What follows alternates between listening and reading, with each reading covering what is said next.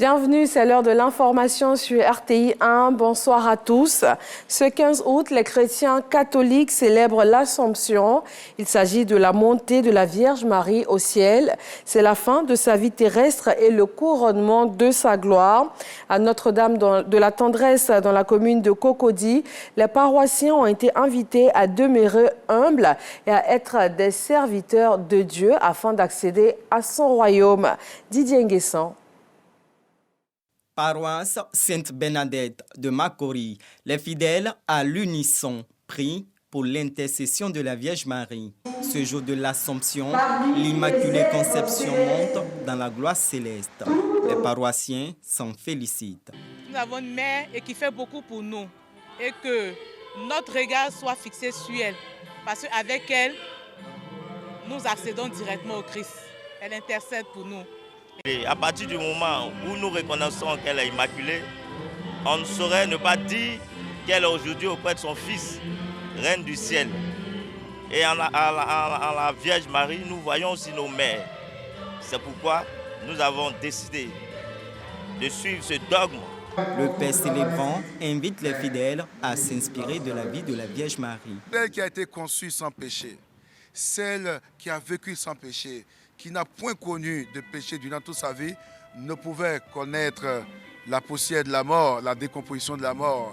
Et donc Dieu, logiquement, par un privilège divin, l'a élevée au ciel. Et là où elle a été couronnée, reine de l'univers, reine de l'Église, reine des chrétiens chrétiennes, de l'humanité rachetée par son Fils. Marie partage la gloire de son Fils au ciel.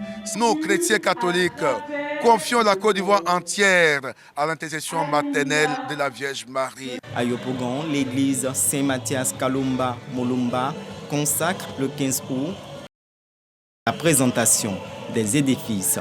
Cette année, la grotte mariale est inaugurée. Marie, cette femme humble, de façon libre et volontaire, a bien voulu être la mère de notre Sauveur. Et pour moi, c'est une joie. Pour moi, chaque jour est un jour d'Assomption. C'est une fête, une occasion pour dire merci à la Vierge Marie. Cette femme mérite qu'on lui dise tous les jours, sincèrement merci. Et l'installation de la grotte mariale, mais surtout de notre saint patron, Saint Mathias Kalumba Molumba, plus l'autel du Seigneur. Donc c'est une fête particulière pour nous. Chants et actions de grâce pour l'expansion de l'Évangile et le raffermissement de la foi. Dans la commune de Cocody, à Notre-Dame de la Tendresse, Riviera Golfe, les paroissiens sont invités à être des humbles serviteurs et servantes du Seigneur afin de rentrer dans le palais du roi.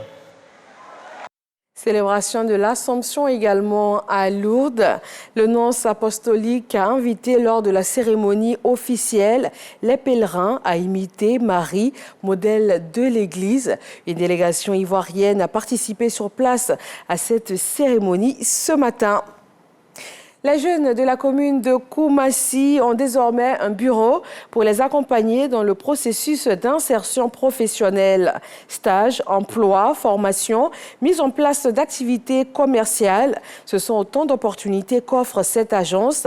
Et elle a été mise en service officiellement par le ministre de la Promotion de la Jeunesse, de l'Insertion professionnelle et du Service civique et la mairie de la commune de Koumassi. L'infrastructure va impacter plus de 32 000 jeunes et ce bureau régional est le premier d'une série de 15 agences prévues sur toute l'étendue du territoire national. Les athlètes et artistes ivoiriens de retour des 9e Jeux de la francophonie ont remporté 15 médailles. Ils ont été reçus et félicités par le ministre des Sports, Paulin-Claude Daon, et par la ministre de la Culture et de la Francophonie, Françoise Remac. Et après les médaillés des Jeux de la francophonie, le patron du sport ivoirien a également félicité les 21 médaillés du 8e championnat d'Afrique des arts martiaux chinois, tenu du 20 au 25 juillet dernier, ici même à Abidjan. C'était la semaine dernière. La radio Omega a été suspendue au Burkina Faso depuis le 10 août dernier par le gouvernement de transition. Les responsables de ce média, qui est l'un des plus suivis dans le pays, annoncent avoir saisi le Conseil d'État et réitèrent dans un communiqué leur protestation contre cette décision qualifiée d'injuste et sans fondement.